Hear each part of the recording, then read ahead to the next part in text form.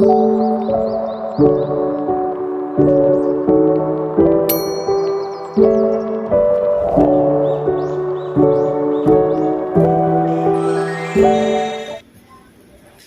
pagi, Ibu. Pagi, Ibu. Izin duduk ya.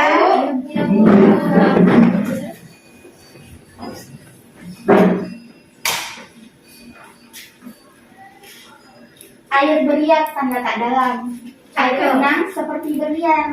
Izinkan saya ucapkan salam untuk hadirin sekalian. Assalamualaikum warahmatullahi wabarakatuh. Waalaikumsalam warahmatullahi wabarakatuh. Nah, ibu-ibu yang ada di sini ini kira-kira udah berapa bulan hamilnya? Ada 9, Bu. Oh, Masih 9. 3 bulan, Bu. Baik, terima kasih ya Bu. Nah, sebelumnya ibu-ibu sekalian ini udah tahu belum kedatangan kami di sini itu untuk apa? Belum, Bu. Maka dari itu saya akan memberitahukan kepada ibu-ibu sekalian bahwa kedatangan kami pada hari ini di sini itu untuk melakukan penyuluhan mengenai nutrisi agar ibu dan kandungannya tetap sehat. Nah, sebelum kami menyampaikan materi penyuluhan, alangkah lebih baiknya kami memperkenalkan diri. Di sini saya akan memperkenalkan diri saya terlebih dahulu. Perkenalkan, nama saya Bidan Sumi Aristi dan rekan-rekan saya di sini ada Bidan Fitri. Halo Diri, semuanya, Bu. Ya. Kemudian di sebelahnya ada Bidan Baya. Selamat pagi, Ibu-ibu. Nah, dan di sebelah sini paling ujung itu ada Bidan Iis. Pagi, Ibu-ibu. Pagi. Ibu-ibu udah sarapan belum nih? Udah, Bu. Udah, Ibu. Alhamdulillah ya, udah sarapan semua. Udah bersemangat nggak pagi ini? Ingin mendengarkan penyuluhan dari kami? Semangat ya? Semangat. Nah, untuk melihat apakah ibu-ibu sekalian bersemangat atau enggak, boleh dong duduk tegak. Kami ada sedikit jargon ya, ibu. Nah, ibu-ibu dari Puskesmas boleh? Nah, oke. Untuk ibu-ibu biar semangat, kami ada jargon nih, ibu-ibu ya. Oke, ibu-ibu siap? Siap. Kalau kami bilang ibu sehat, Ibu sehat, janinnya ibu-ibu kuat. jawab. Ibu sehat, janinnya kuat. Benar kan? Salah. 1, 2. Nah, boleh ibu-ibu duduk dengan tegak. Oke, di sini kami ada jargon ya, ibu-ibu. Boleh dimulai, Bu? Boleh. Oke, silakan berdiri. Nah, jika kami bilang ibu hamil, kalian menjawab Ibu sehat, janinnya kuat. siap ya, ibu-ibu? Siap. Oke, boleh kita mulai? Boleh. Ibu hamil.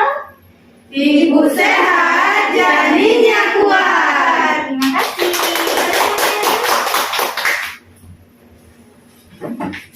Oke, terima kasih. Boleh duduk dengan santai, ibu-ibu, sembari mendengarkan penyuluhan dari kami. Nah, di sini kami juga menyediakan poster. Mungkin boleh ibu-ibu baca di rumah ya, dan jangan lupa terapkan. Nah, ibu, Bidan Baya boleh dibagikan dulu, Bu.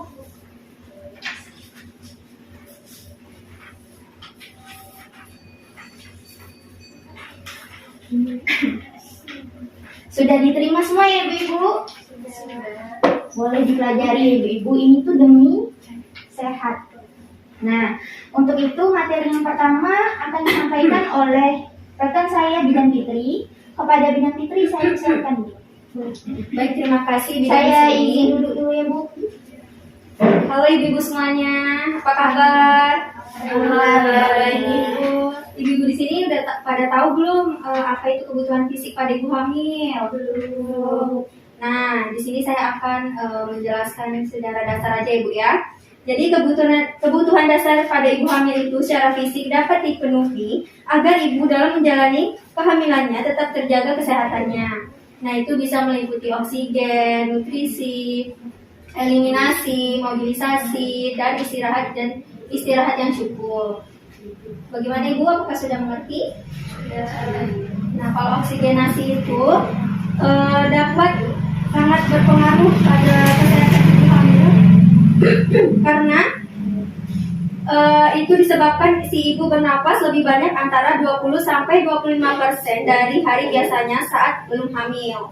Nah, kalau nutrisi itu sangat penting sekali pada ibu hamil, itu untuk pertumbuhan dan perkembangan janin. Nah, kalau personal hygiene itu, nah bila ibu habis mandi gitu, kalau misalkan itu tuh penting banget untuk mengganti pakaian 2 kali sehari ya Bu ya. Nah, kalau eliminasi itu menggunakan pakaian yang jangan terlalu ketat. Itu akan berdampak buruk juga pada janin ibu. Nah, yang terakhir itu istirahat yang cukup dan jangan stres ya Bu ya. Hindari pekerjaan yang terlalu melelahkan. Bagaimana Ibu?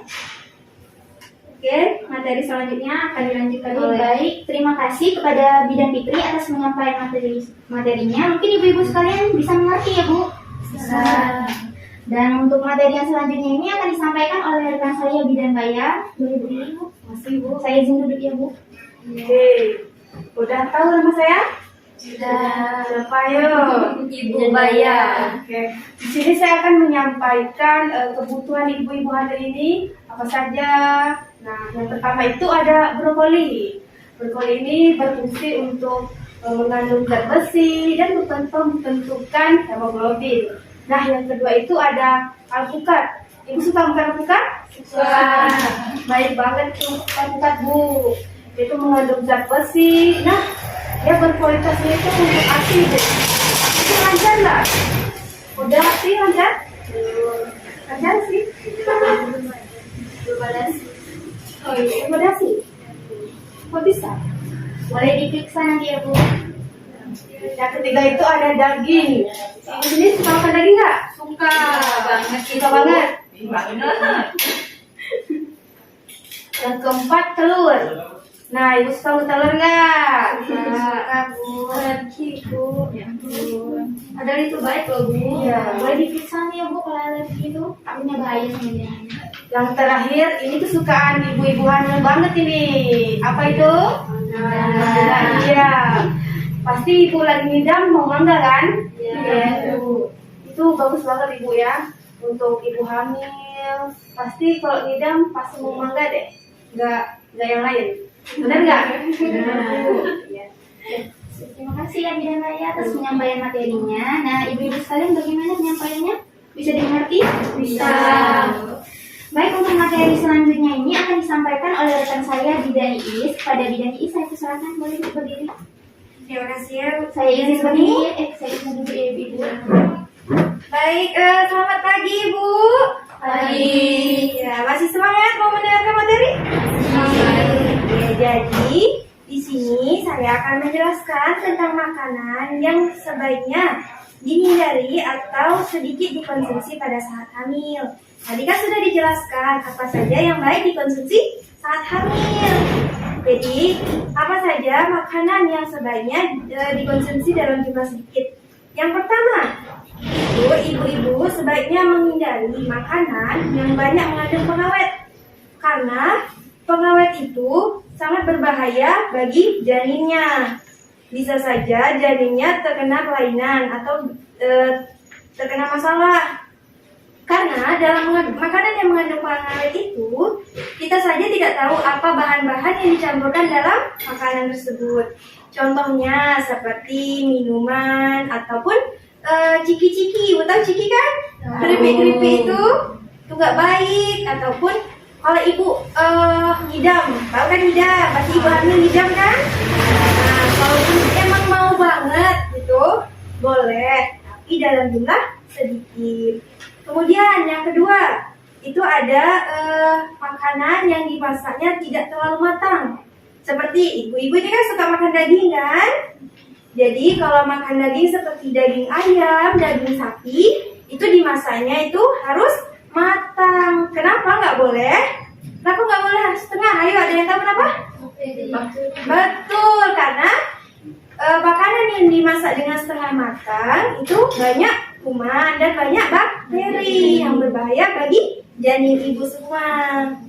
Kemudian yang ketiga, ibu-ibu menghindari atau sedikit mengkonsumsi kopi dan coklat. Ada yang tahu kenapa? Tidak. Jadi, dalam kopi dan coklat itu banyak mengandung kafein yang berbahaya bagi janin ibu-ibu semua. Kemudian, membatasi makanan yang mengandung gas seperti ibu-ibu mengkonsumsi kol ataupun nafas di jalan. Karena mengapa dilarang? Karena dapat menyebabkan keluhan nyeri pada ibu-ibu. Kemudian, membatasi makanan yang banyak mengandung energi tinggi, semisalnya lemak ataupun gula. Tadi kan sudah dijelaskan sama Bidan Baya kan, kalau mengonsumsi alpukat itu baik. Tapi jika ibu-ibu mengkonsumsikannya dengan susu, dicampur dengan gula, nah itu malah jadinya penyakit, bukan jadi sehat untuk janinnya. Kemudian, ibu-ibu udah paham belum apa aja yang harus meminimalisir yang harus dikonsumsi? Udah paham? Baik, kalau udah paham, kita masuk ke kebutuhan fisik yang dibutuhkan oleh ibu-ibu. Misalnya olahraga apa aja?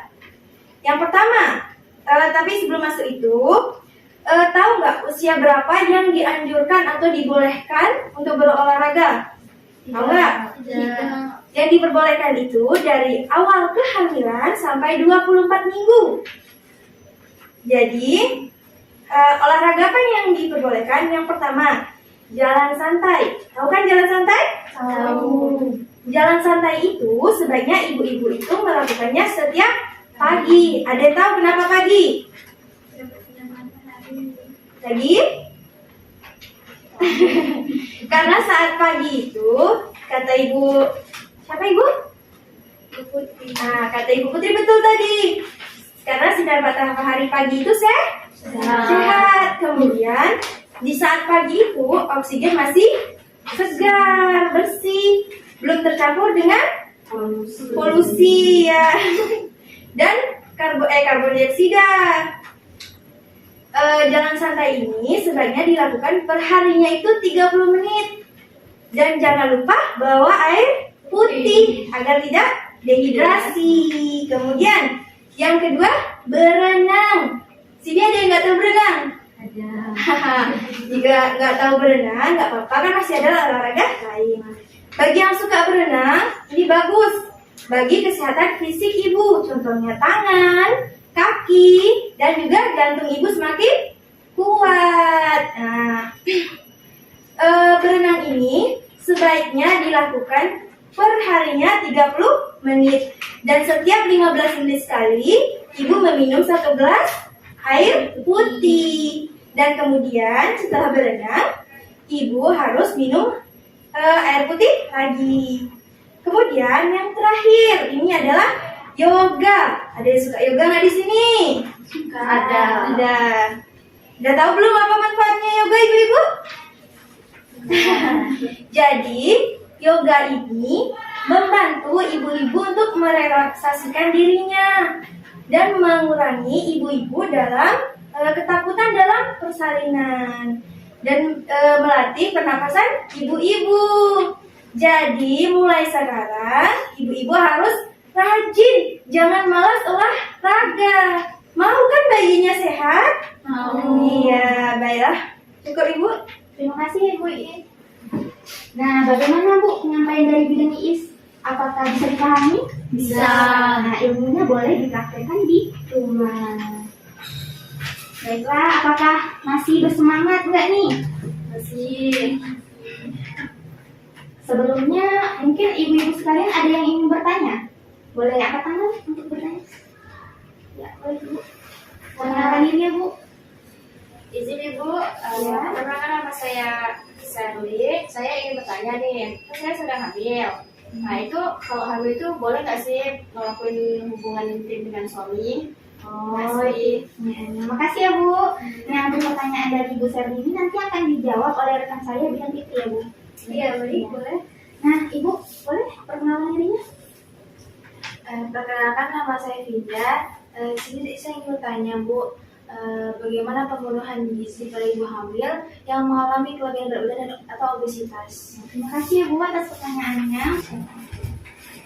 Baik, di sini saya akan menjawab pertanyaan dari Ibu Sherly ya tadi. Ya, isi.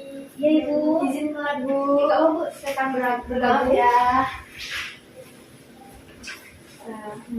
Sebelumnya usia kehamilan Ibu berapa ya? 7 bulan. Oh, 7 bulan.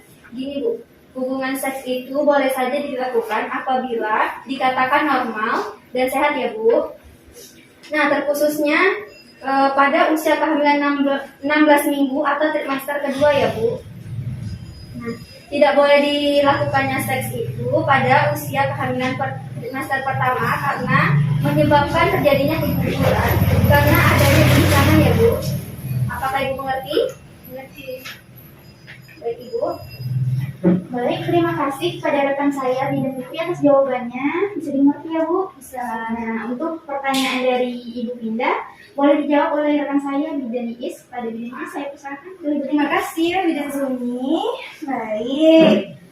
Sebelumnya tadi Ibu Finda bertanya kan, menu diet apa yang baik untuk ibu hamil? Misalnya ibu hamil obesitas. Sebelumnya saya akan menjelaskan apa dampak obesitas bagi ibu hamil. Obesitas pada ibu hamil itu dapat menyebabkan komplikasi saat bersalin nanti. Ibu-ibu nggak mau kan? Jadi menu dietnya itu yang pertama, ibu-ibu banyak mengkonsumsi makanan yang mengandung serat, kemudian rendah kalori, rendah lemak dan rendah gula. Dan cobalah ibu makan nasi diganti dengan jagung atau gandum. Contohnya roti tawar, jangan roti manis, roti yang ada selai coklat nanti ibu makan. Jangan ya.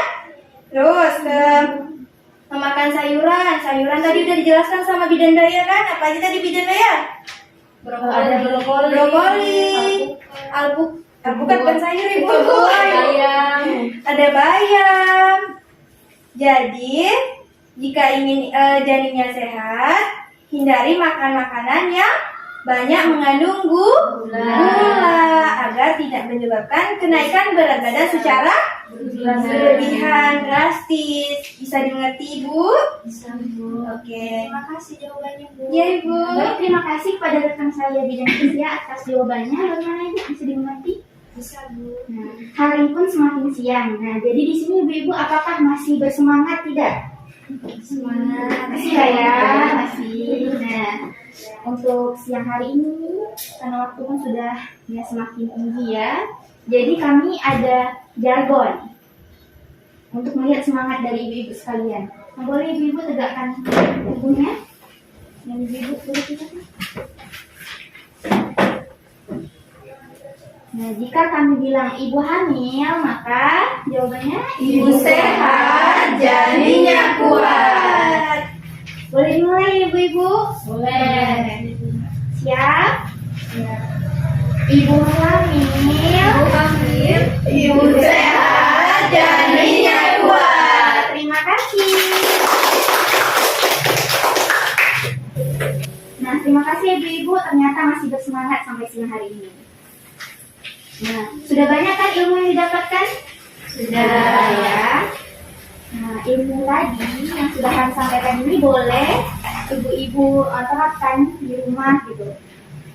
Nah, sebelum kami pamit, boleh ya kami minta foto? Boleh. Boleh Bu? Bisa foto Ya, ya. diri. Ibu boleh dulu Ibu. Dan kondisinya mungkin ibu-ibu ini ada kegiatan lain di rumah ya. Ada Bu masak. Terima kasih atas kehadiran ibu-ibu yang bersedia untuk mendengarkan penyuluhan dari kami. Dan terlebih terkurang saya mohon maaf. Saya akhiri dengan wabillahi taufik wal hidayah. Wassalamualaikum warahmatullahi wabarakatuh. Waalaikumsalam warahmatullahi wabarakatuh. Kami pamit ya Bu.